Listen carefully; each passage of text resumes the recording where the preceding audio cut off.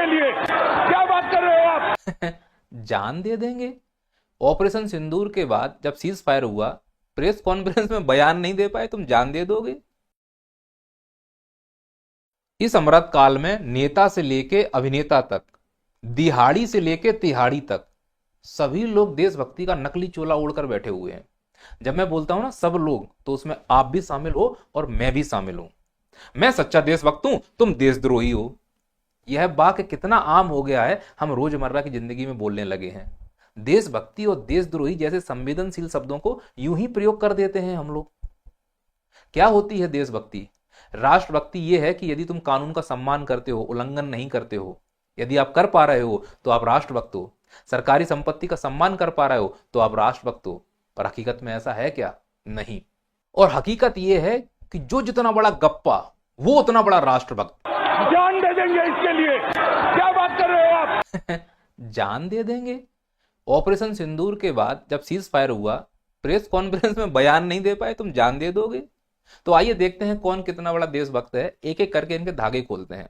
सबसे पहले उन फिल्मी सितारों की बात करते हैं जिन्हें आप अपना हीरो मानते हो। ऑपरेशन सिंदूर हुआ, किसी ने भी सोशल मीडिया के एक प्लेटफॉर्म पर ट्वीट भी नहीं किया कि भाई ये क्या हो रहा है। फिल्में कैसी बनाएंगे? बॉर्डर अब तुम्हारे हवाले, वतन साथियों, हाई द जोश। क्यों नहीं ट्वीट कर रहे हैं? उनका बहाना है कि हम शांति चाहते हैं, युद्ध ना हो। फिल्में बनाएंगे एनिमल जैसी, जिसमें लड़ाई मारकाट हवस है, और मैसेज देते हैं शांति के। हकीकत है ये शांति नहीं चाहते हैं, ये चाहते हैं इनके फॉलोअर्स कम ना हो। क्योंकि जिस देश से हमारी लड़ाई हुई है वहां पे भी इनके फॉलोअर्स हैं। फॉलोअर्स कम होने का मतलब पैसा कम होना। पैसे के भक्त हैं, रहते देश में हैं, और जब देश चाहता है कि ये बोलें, क्योंकि इनको पूरी दुनिया जानती है, पहचानती है, तब ये चुप बैठे हैं। और जिस देश से हमारी लड़ाई हो रही है वो साले बकबक बकबक कर रहे हैं, ये टू तक नहीं कर पा रहे हैं। सैंसड़ू है ना, पैसे के सैंसड़ू, फर्जी साल। खैर, इन सितारों का राष्ट्रवाद तो छोटी स्क्रीन पर राष्ट्रवाद है, बड़े स्क्रीन का राष्ट्रवाद तो इन लोगों का है। ये असली राष्ट्रवादी हैं। इनसे भी बड़े बड़े राष्ट्रवादी हैं हमारे देश में। अब आप में से कुछ कहेंगे कि मोदी जी का फोटो नहीं है इसमें। भाई अंतरात्मा से देखो, वो महामानव है, अवतरित हुए हैं, वो भगवान है। इंसानों के बीच में उसको रख के मैं पाप नहीं कर सकता। खैर, इन राष्ट्रवादियों में से मैं कुछ की विशेषताएं बताता हूं। पहले मफलर वाले फूफा को देखो। जब पुलवामा हुआ था, एयर स्ट्राइक किया गया था, तो उस एयर स्ट्राइक के सबूत मांगे थे ये मफलर वाले फूफा ने। जब भी राष्ट्र का कोई त्यौहार होगा तब मफलर वाले फूफा हमको इस प्रकार से दिखाई देंगे। यहाँ देखो ये सैंडल होंगी, बेचारा गरीब जैसा सिस्टम होगा, सुकड़े वाले पैंट होंगे। मतलब पूरी दुनिया को दिखाएंगे कि देखो एक राज्य का मुख्यमंत्री कितना गरीब है। इससे ज्यादा और राष्ट्रवाद क्या हो सकता है? राष्ट्रभक्ति क्या हो सकती? कितना पैसा बचाया, वो इतना पैसा बचाया उन्होंने कि पूरा पैसा अपने घर में बेटी की शादी में लगा दिया, बेटे की शादी में लगा दिया। अब देखो भाई के जूते, शेरवानी, स्माइल, ये चमक। तो इससे अच्छा राष्ट्रवाद क्या होगा? पैसा यहां बचाओ, वो यहां लगा दो। फिर मैंने इसको दोष देना शुरू किया। फिर मैंने कहा नहीं, भारत में तो यही हो रहा है। जिन राजनेताओं की वजह से तुम्हारे बच्चे बेरोजगार हैं, उन राजनेताओं के बच्चों की शादी ऐसे ही होती है धूमधाम से, अरबों खरबों की। ये है असली राष्ट्रवाद। इन नेताओं की लड़कों की शादी जो धूमधाम से हो रही है, ये उन्हीं पैसों से हो रही है जिन पैसों से तुम्हारे बच्चों को रोजगार देने का वादा किया गया था। ये है असली राष्ट्रवाद। और हम अफीम चाट कर बैठे हैं राष्ट्रवादी को लेकर। खैर, अभी हमने बात की है तृतीय श्रेणी के राष्ट्रवादियों के बारे में। अब हम बात करेंगे द्वितीय श्रेणी के राष्ट्रवादियों के बारे में। ये द्वितीय श्रेणी के राष्ट्रवादी वाली पार्टी है। ये उनके ऑफिशियल प्रवक्ता हैं। जब भारत और पाकिस्तान की लड़ाई हुई, ऑपरेशन सिंदूर चल रहा था, तो उसमें पाकिस्तान को कई देशों ने मदद की। उसमें टर्की भी शामिल था। टर्की ने पाकिस्तान को ड्रोन दिए। तो एक पत्रकार ने प्रेस कॉन्फ्रेंस में ये पूछा कि टर्की को लेकर आपका क्या स्टैंड है। तो दिन भर फाए फाए करने वाले ये प्रवक्ता जवाब नहीं दे पाए और एक दूसरे को माइक पास कर रहे थे। आप वीडियो देखिए। Thank you. Sir Turkey boycott, Turkey के बायकॉट पे सर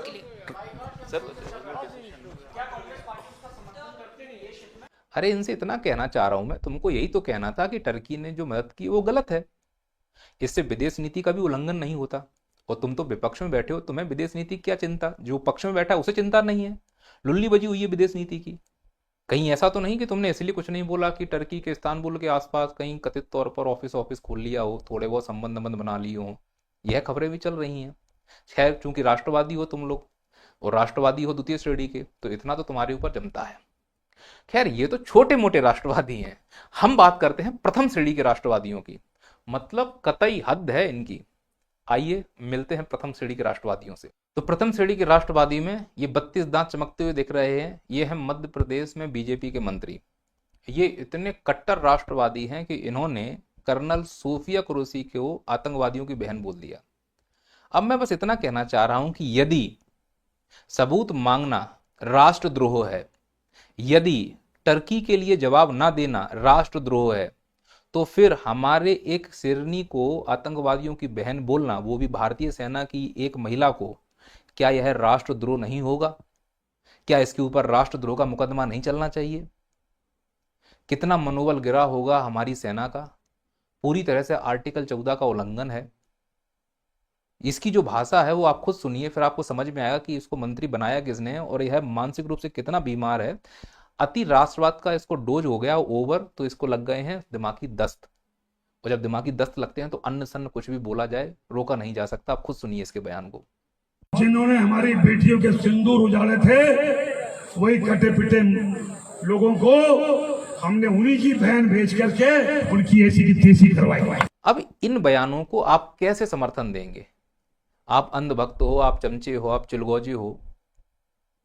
यदि आप सच में अपने राष्ट्र और देश और सेना से प्रेम करते हैं तो ऐसे लोगों को सबक सिखाने की जवाबदारी भी हमारे ही ऊपर है।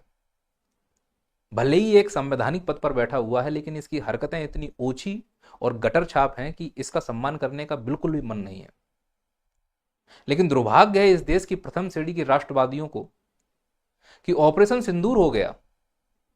ऑपरेशन सिंदूर के 3 दिन के बाद तिरंगा यात्रा निकाल रहे हैं।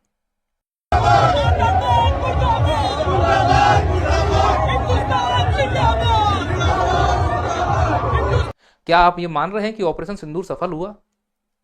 सफल तो तब माना जाएगा वो 4 आतंकवादी मारे गए हों। और जीत के 4 दिन बाद कौन जश्न मनाता है?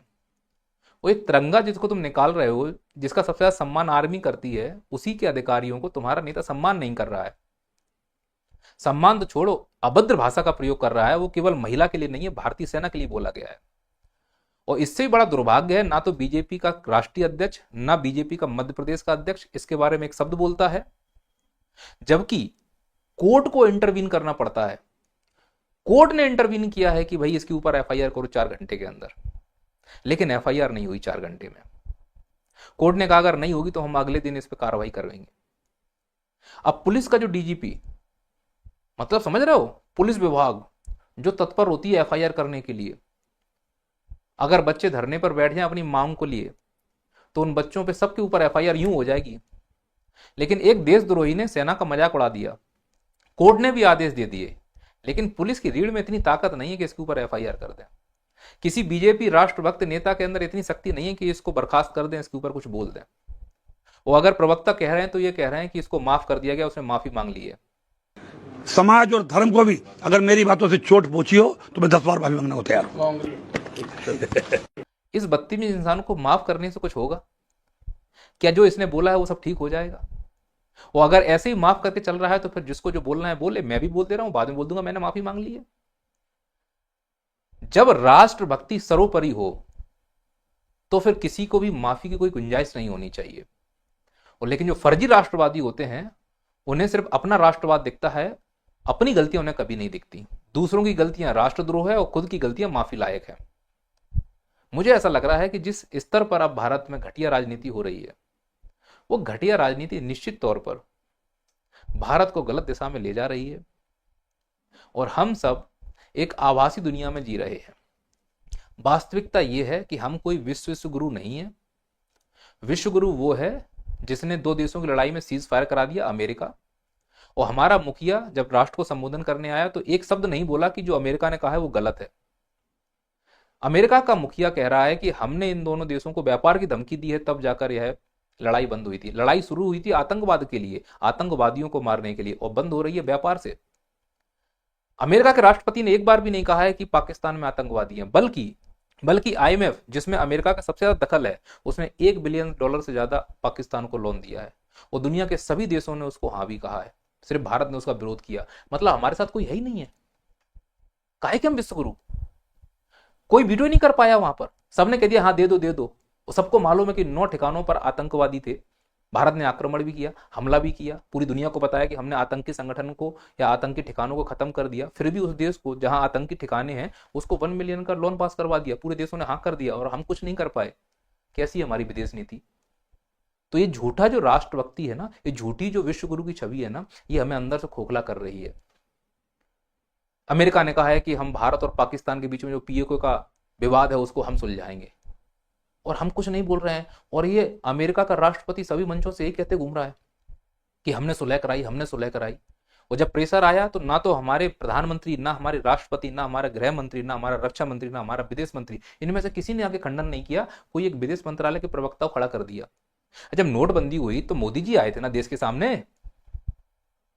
जब बड़े बड़े कोई उनको क्रेडिट लेना होता है तो देश के सामने आते हैं ना।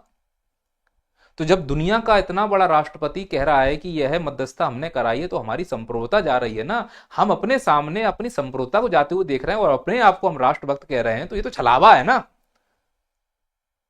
तो हम फर्जी राष्ट्रभक्ति हुए ना कि हमारे अंदर इतना गट्स नहीं है, इतना 56 इंच का सीना लेके घूम रहे हैं, लाल आंखें लेके घूम रहे हैं कि हम पलट कर अपने मन से प्रधानमंत्री आके प्रेस कॉन्फ्रेंस करके बोलते कि जो डोनाल्ड ट्रंप बोल रहा है वो गलत है, लेकिन वो हमारा दोस्त है। और दोस्त अगर थप्पड़ भी मार दे तो चलेगा क्योंकि दोस्त है।